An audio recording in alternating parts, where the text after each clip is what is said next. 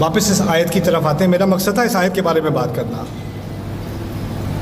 اس آیت میں اللہ تعالیٰ نے ایک بچے کو، یوسف علیہ السلام کو، اتنا کمفرٹیبل بنایا ہے کہ وہ اپنے ابا کے پاس جا کے اس نے ایک خواب کی بات کرنی ہے. لیکن خواب کی بات کرنے سے پہلے وہ اپنے والد کو اویئر کرنا چاہتے ہیں، ان کو آگاہ کرنا چاہتے ہیں کہ یہ بات ذرا ضروری ہے، مجھے آپ کے دل کی ذرا پوری کمپلیٹ سپیس چاہیے. ابھی آپ کسی بھی کام میں مصروف ہوں اس کو پاز کر دیں، مجھے آپ کی مکمل اٹینشن چاہیے اور آپ کے دل کی کشادگی کی ابھی مجھے ضرورت ہے. جب انہوں نے یہ سپیس دی تو انہوں نے کہا انی رأیت 11 کوكبا والشمس والقمر رأیتهم لی ساجدین. اب دیکھیں، ہم نے اپنے کلچر میں پہلے تو یہ کیا ہے کہ بچوں کے ساتھ ہم کہتے ہیں کہ بچوں سے سختی نہ کرو تو وہ بگڑ جاتے ہیں، بچوں سے سختی نہ کرو تو وہ بگڑ جائیں گے. تو کچھ نہ کچھ تو ہونا چاہیے معاملہ. دوسرا یہ کیا ہے کہ بیچارہ جو باپ ہے وہ کام پہ جاتا ہے، پیچھے ماں کو سٹریس لگی ہوئی ہے، وہ برتن بھی صاف کر رہی ہے، گھر کا کام بھی کر رہی ہے، یہ بھی کر رہی ہے، بچہ بھی شور مچا رہا ہے. تو ماں کے پاس اس کے ہتھیاروں میں سے ایک ہتھیار یہ ہوتا ہے تیرے ابا آئیں گے نا تو اس کو بتاؤں گے.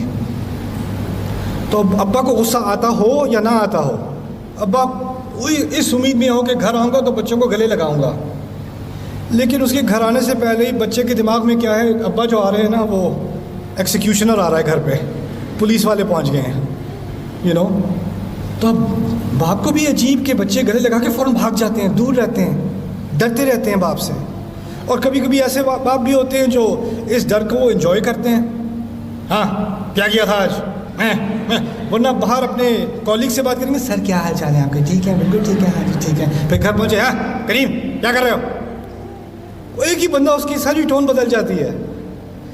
جو خوبصورت ہدایت اللہ تعالیٰ نے یہاں پر دی ہے نا، اب اس کے اثرات کو سمجھنے. یہ آخری بات ہے میری، پھر میں آپ کے سوال لوں گا انشاءاللہ.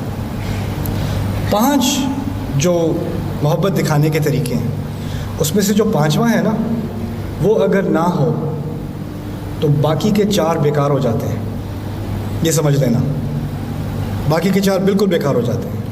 اگر آپ کو اندازہ ہو جائے کہ آپ کی مدر یا آپ کے فادر آپ کی بات سمجھ نہیں سکتے یا اس کو ٹالریٹ وہ کر ہی نہیں سکتے، تو وہ جتنا بھی کہتے رہیں میں بڑی یاد آتی ہوں، بڑی محبت ہے تمہیں، جتنے بھی تحفے دے دیں، جتنی بھی خدمت کر لیں، جتنے بھی گلے لگا لیں، ایک بہت بڑی کمی رہے گی.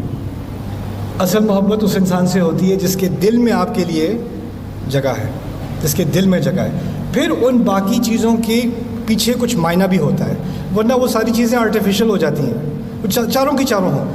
ہماری کتنی ساری فیملیز میں تحفے بھی دیے جا رہے ہیں، گلے بھی لگائے جا رہے ہیں، خدمتیں بھی کی جا رہی ہیں، لیکن دل میں محبت کا احساس نہیں ہوتا. کتنے لڑکے لڑکیاں مجھے آ کے کہتے ہیں مجھے تو لگتا ہے میری فیملی مجھ سے پیار ہی نہیں کرتی، مجھے تو بوجھ سمجھا ہوا ہے، میں تو بس ڈس اپوائنٹمنٹ ہوں، میرے ابو کبھی مجھ سے خوشی نہیں ہوتے، جب بھی بات کرتے ہیں تو اس کی چیز کی بات کرتے ہیں کہ جو میری ناکامیاں ہیں اسی کا ذکر کرتے ہیں، میری کسی کامیابی پہ خوش نہیں ہوتے. Nothing is ever good enough. تو ہم نے ایک ایسی انوائرمنٹ بنا دی اپنے گھروں میں.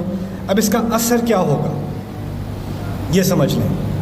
یوسف علیہ السلام بچپن کی عمر میں ان کے ایک ہی ان کے اوپر جو مربی تھے، ان کے جو ان کی تربیت کر سکتے تھے، جو ان کی اصلاح کر سکتے تھے، وہ ان کے والد صاحب ہیں.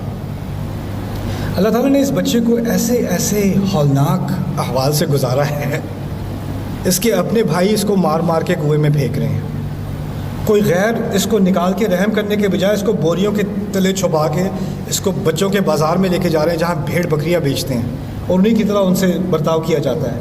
پھر وہ کسی اور ملک میں پہنچ جاتا ہے یہ بچہ، جہاں جس کی زبان بھی اس کو نہیں آتی، اور وہاں اب نہ اس کو کبھی اپنے ابو سے کوئی تعلق نہیں رہا، اپنی امی سے نہیں رہا، فیملی سے کٹ چکا ہے. کتنا ٹراما ہے اس بچے کے دل کے اوپر، کتنی مشکلوں سے. اور پھر اس کی تقریباً پوری نوجوانی جیل کے اندر گزری ہے، تقریباً پوری جوانی.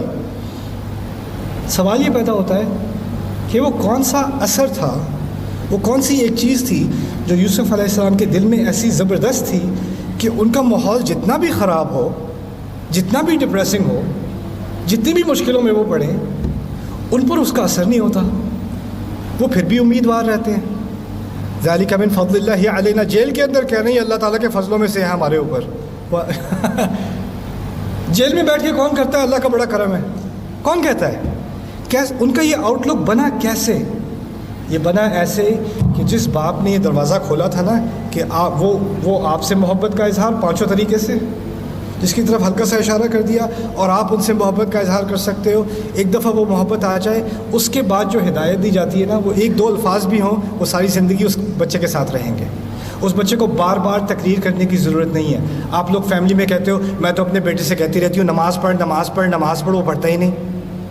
میں تو اتنا کہتی ہوں یہ کرو یہ کرو یہ کرو، وہ کرتے ہی نہیں. میں اپنے بیٹے سے کہتا ہوں، اپنی بیٹی سے کہتی ہوں، اپنے شوہر سے کہتی ہوں، سنتے ہی نہیں. سنتے اس لیے نہیں ہے کہ دروازہ نہیں کھلا ہوا ابھی دل کا، آپ نے اسپیس نہیں بنائی. آپ کو سنوانا ہے، سننا نہیں ہے. اگر سنوانا ہوتا ہے نا تو پھر پہلے سننا پڑتا ہے اور دل سے سننا پڑتا ہے. یہ چھوٹی سی ہدایت قرآن نے دی ہے، اس سے زندگی بہت خوبصورت ہو سکتی ہے. اور ہو سکتا ہے ہم بھی اس معاملے میں غافل تھے، اس معاملے میں ہم اپنی فیملی میں اپنی سوسائٹی میں غافل تھے. اور اگر یہ نہیں ہوگا تو کیونکہ ہماری ینگ جنریشن کو بہت ساری مشکلات کا سامنا کرنا ہے نا، بہت سارے پریشرز ہیں ان کے اوپر. اب کیا کرتے ہیں وہ ان پریشرز کے اندر وہ گر جاتے ہیں، پھسل جاتے ہیں، غلطی ہو جاتی ہے. جب غلطی بھی ہو جاتی ہے دوستوں کو بتا دیں گے، کسی اور کو کسی غیر کو بتا دیں گے، گھر میں کبھی کسی کو نہیں بتائیں گے. کیونکہ گھر میں وہ برداشت نہیں ہے، گھر میں یہ ماحول نہیں ہے کہ اگر گرے ہو بیٹا تو چلو میں تمہیں دوبارہ اٹھا لوں، میں تمہاری مدد کر دوں. وہ رفع کہاں پہ گئی؟ یہ یا ابتی، اتنا چھوٹا سا یا ابتی، اس پہ ہی انسان تدبر کر لے تو شاید پوری زندگی، پوری فیملی کی زندگی، آنے والی نسلوں کی زندگی خوبصورت بن جائے. جزاکم اللہ خیرا، بارک اللہ لی ولکم فی القرآن الحکیم ونفعنی وإیاکم بالآیات والذکر الحکیم. السلام علیکم ورحمۃ اللہ وبرکاتہ.